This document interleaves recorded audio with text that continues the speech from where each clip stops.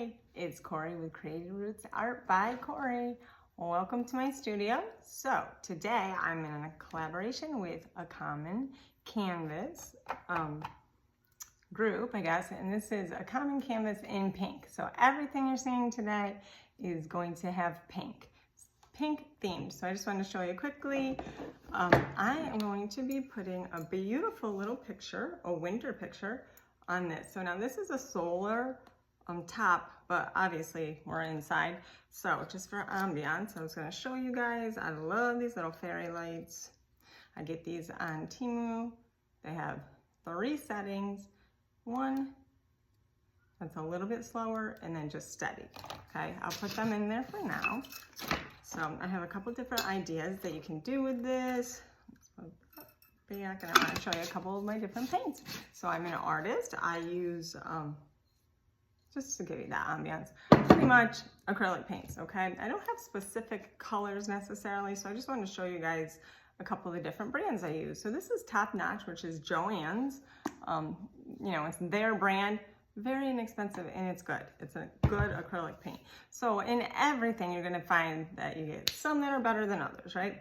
This is one of my absolute staples and favorites. It's the Deco Art Americana Neons. I add that to create brightness, okay? And remember, it's a Common Canvas in pink. So this is the Top Notch. This is Eggplant. I'm drawn to names. I love that name. That's a nice color, so I'll be using that today. We've got our wine Vin, it says. That's Craft Smart, which is Michael's brand. So it has a little bit of like a purpley tone to it. Burnt Umber, absolute staple. It does not matter the brand to me. Not all are created equally, but pretty much it's that brown with like a little bit of like an orangey tint to it. So this is Apple Barrel. I get mine at Joann's. My Michael's does not have that. And then this is a carousel pink. Again, this is the Deco Art Americana. Okay, so those colors are primarily going to be used. I mean, obviously I have black as well. I have orange, you know, all of it. But I was just kind of showing you guys different brands if you're interested in doing this. I had this canvas. I was not impressed with it. It was supposed to be double-sided. I did a little reverse canvas. I don't love that at all. And then this I had, I put them away, didn't I? I had put like words, you can kind of see like a newspaper kind of thing on there. I had a tree. Wasn't impressed with that either. So I saved these because obviously you can recycle everything. I added 1 coat of my Top Notch acrylic white on there just to give me a good base to start with. Elmer's glue and water make like a Mod Podge. So that's what this is. I made it. I just had the little Mod Podge container that I keep filling up. We're gonna be doing a deer, but Common Canvas. So this is everything. I just pulled it out, and I might not use any of this, but just to have that as an option as I go, because my paintings usually kind of they have a mind of their own. They have personality, so I'm not sure what we're going to be using, but just keep these in mind as we go. I got these little flowers, little kind of frosted greens, and then these greens. I thought this was pretty, so I might use that. Okay, so that's that. I do have a little bit of eucalyptus. I prefer to put like lights and darks for decor when we're decorating, embellishing. Oops. Okay, so that's all I have for this, and enjoy. Okay, let's get started. So here I have that yellow. That's just a box cutter. You can use an X-Acto knife. You could even just puncture it with scissors, and you'll see I do use scissors here as well. So I'm just using this light brown just so that you can see it immediately. I like to have, you know, just immediate results, and that's the different paintbrushes I use, which I don't have like specific numbers, but this is an outlining brush, so one of those really, really, really fine tip ones. There might be 5 or 10 bristles. So I'm using that right away. For one thing, I want you guys to be able to see it immediately, but this is a pretty small canvas, so really I can get away with starting right off with that. So yeah, I'm doing those little fine, what is it called, downy fur that they have, these beautiful little deer. So this one probably is supposed to be a boy, and this is Pinterest inspired, you know, because it has horns. But look at what I'm doing, but all that beautiful pink.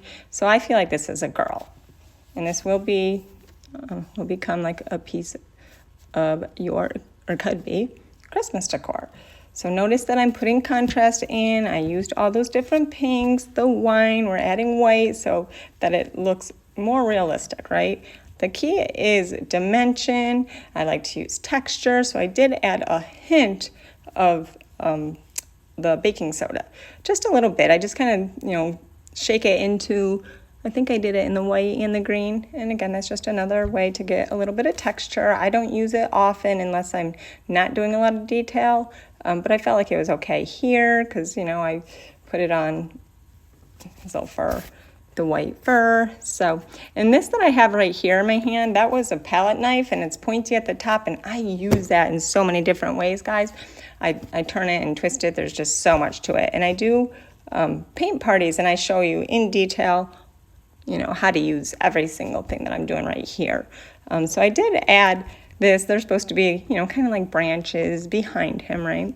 And it has like the little berries, and I did use that bright pink. I used ruby red.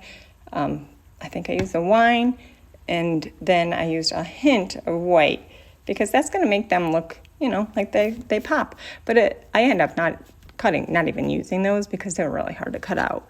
So I did end up leaving that on the canvas. But so yeah, I'm just doing all that fine detailing to our beautiful princess deer. I used a gold. I don't remember if I showed you guys that in the intro or not, but I think it's called like Crafter's Square. It's Dollar Tree brand, and it's super thick. So that beautiful like necklace has a lot of texture. I did a nice gold. So yeah, this is pretty much, I'm just getting it detailed. I do end up having to dry it a little bit. I don't like to dry. I like it to dry naturally because all your work to get that texture and contrast, a lot of times it flattens it right out. So I would suggest just, you know, giving it like an hour or so. But for the video, I did do a little bit of drying. So this is all just fine line detailing. That's all I'm doing here. You know, adding the little downy fur, the white around her nose, her ears. I'm not sure if you guys can really see it, the detail enough. I hope so, because it really is beautiful. And I mean, this is my passion. I love it. It's my therapy, and what I love is when I share it with others, it's their therapy too. So I hope you're enjoying this. Again, I do paint parties. Over on Facebook, I am Creative Roots Art. If you want to head over there, you can you know, see a lot more. I'm just starting out on YouTube, which is Creative Roots Art by Corey. So I added a little bit of like a light yellow and white and green. You see, I picked up the palette knife to do the little slicing. I turn it on its side and kind of just almost like a scratch effect. Okay, so here we are. I'm cutting with that box cutter, and then I end up like fussy cutting, you know, with scissors. I have two different scissors that I will show you what I'm using. So this, that's the medium-sized brush, so it's round, but it has that point, so you can get away with using, like doing fine line with that as well. Yeah, I had this going every which way, but I did it. I got it out, and then you can see those scissors, the green ones. I love those scissors. I have totally dolled them up, but I get them at Michael's, and they have a little notch on the top so that you can cut the wire, but it also,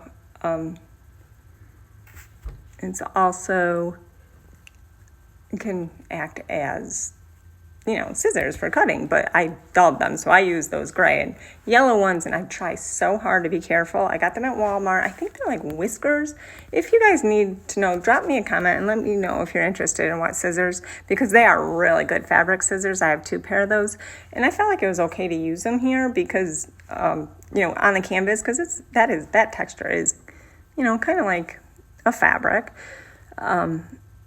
So, man, this is just that fussy cutting, and I did decide to use the antler, so it was a little hard because they're narrow, but I ended up putting some faux pieces on there too. So here I have, this is just tissue paper, and it's actually John 3:16. God so loved the world, and gave his only begotten son. Oh, I forgot the rest. You'll have to look that up. But look at how pretty it looks as it goes on. So I had that decoupage, which I think I showed you in the intro. You know, I just use Elmer's glue and water, more glue than water. So I painted that on. I set the tissue paper on there, and then I did a layer over it, all at the same time. And I loved it. I thought it gave it the best little touch. But when it dried, it was a little more white than I had anticipated, and you couldn't really see the light, you know, the lights inside. So I decided to take that off. But at least I give you guys an idea, right? If you're interested, and maybe you're not going to be using lights, because it really is pretty. But I love that jar because it's got like the 3-tone colors on it. So I didn't want to cover that up. So, you know, you kind of just learn as you go, right? So here I added that little pink flower up there. And then I realized it didn't really completely match. And I ended up not using the ribbon at all. But you can see here shortly so now I'm gluing, you know, starting the embellishments. And that's the pampas grass. Oh my gosh, guys, it's a creamy white color. I just love it. So I am kind of just hot gluing. I used hot glue for everything, which, you know, really, if it's something that that's more permanent, you would use that. And then you would use like your Titebond or the E6000, E7000. What else is there? I use Stick Fast. Okay, so that's what I was telling you. I had to brighten up those little flowers so they matched a little bit more. And that's okay. That's totally okay. So I love these. I did a haul a few days back, or that you can find on my Facebook, Creative Roots Art. I did a little haul reel, I believe it was. I'm showing all my beautiful faux flowers that I got that was my first Christmas purchase, really, of the season. So I loved those, and it was a Joann's haul. That's where most of this is from. So there's not a whole lot. I mean, you can use, you know, there's a variety you could use. I'm just showing you like the ideas, basically. I mean, I'm sure if you're creative, you're gonna just, you know, you're just gonna blossom and use what inspires you, what touches you. So I did have to put that beautiful mucky water paint dish or bowl there, because it was that little jar was just rolling everywhere. Oh, and that fabric, I know that was pretty quick. I mean, it's ribbon. I love that. I get that from Temu. I cut it in half because it was thicker than I would need for this, but that has become a staple for me. I think it adds like that, you know, like the shabby chic. It just has a little bit of that rustic appearance. I love it.